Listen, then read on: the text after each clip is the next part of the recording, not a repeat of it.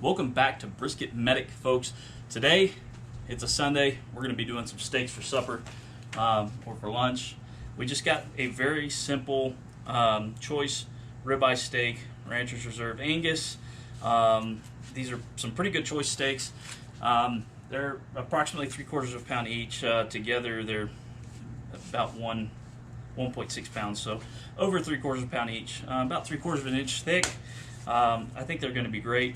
We're going to be seasoning them up pretty simple today and using our Country Smoker pellet grill to reverse sear these, utilizing the sear plate feature on this little grill slash smoker. So we're not going to do any trim up on these, just a super simple triple layer of flavor, and we're going to be hitting it with extra fancy fajita seasoning, extra fancy season it all, and then topping it off with some Uncle Steve's competition cow powder. Good stuff. All I'm going to do is I'm going to hit it lightly with the first two, pretty heavy with Uncle Steve's, and then we're going to let it set in, flip it over, and do the same thing on the other side while this smoker gets warmed up. Remember, we open the lid up, turn it to smoke, and let it go for 3 minutes before we close the lid and go from there. Hit it lightly, fajita. I like the savory base that this gives. Alright, hit it lightly with some season it all. It's I think this is like seasoned salt on steroids. It's a lot better than Lowry's in my opinion. Thank you to Mike Brown Barbecue for that suggestion. And then pretty heavy on that Uncle Steve's. Alright, we're just going to let that set, sweat in, do the same thing on the other side while this thing gets up to temp. As soon as this thing's up to temp, and those are seasoned on both sides, I'll show you how we're going to put it on here. And we're just going to let it smoke for about 30 minutes on the smoke setting. There's a lot of S's in my words today. On the smoke setting for about 30 minutes. Then we're going to crank it up to 450 degrees on here and slide over so that direct flame will be able to sear these steaks, and use the reverse sear method on this Country Smokers pellet grill, portable pellet grill, and we'll go from there. I'll see you when we're slapping some meat across your grill, my grill, putting the steaks on the smoker.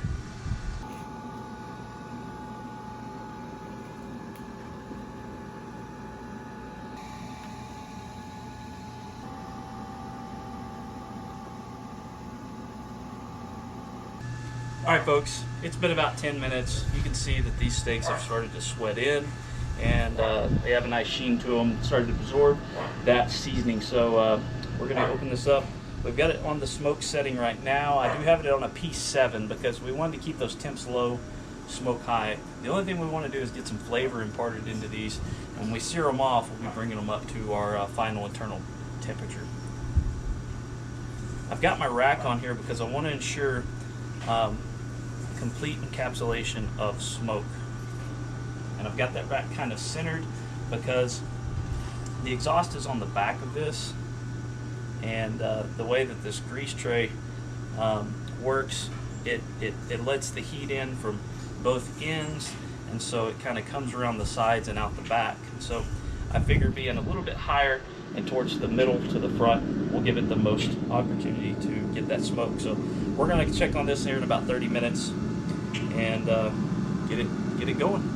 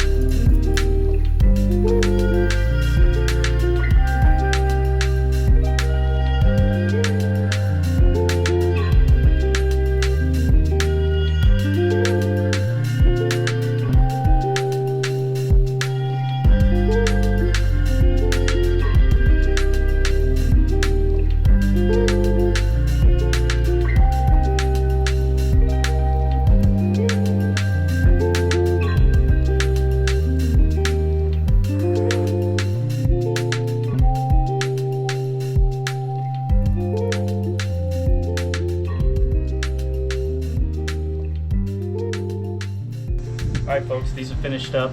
They're temping right around 130 degrees each, and I'm going to finish these up with a little bit of a secret. I love to use Uncle Steve's Smoke Bomb as a finishing dust, but some friends of mine over at Branscombe Pit of Steel, Ricky and them, they're amazing people, and they've come up with a flavoring and a finishing dust. It's sweet mesquite pecan, and I absolutely love it. This is a brand new bottle, and we're going to peel it open, and we're going to dust this over our steaks for a final finish.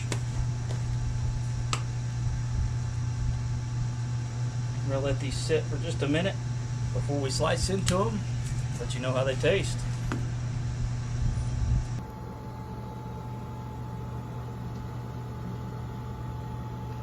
Alright folks, I can't wait any longer. We don't need to let steak rest for too long because it's just going to get cold on you. So just let it rest for about 5 minutes, maybe 3, and go from there. I'm going to go ahead and take a slice out of this one right through the spinalis. Cuts very well.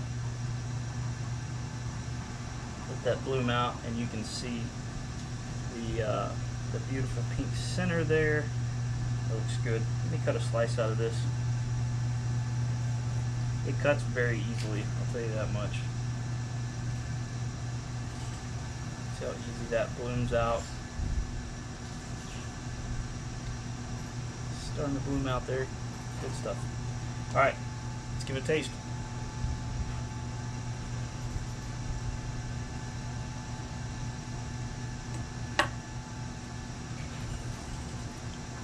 Winner steak dinner. Try this combination of flavors out, guys. You won't be disappointed.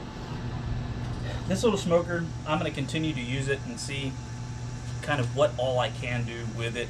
I'm continually amazed with it for $100. I do have a couple of modifications I will be making to it, and that slide was kind of a pain in the butt to move. So I may be trying to figure something out with that. The thermometer on the lid is not accurate at all, so I'll be swapping it out.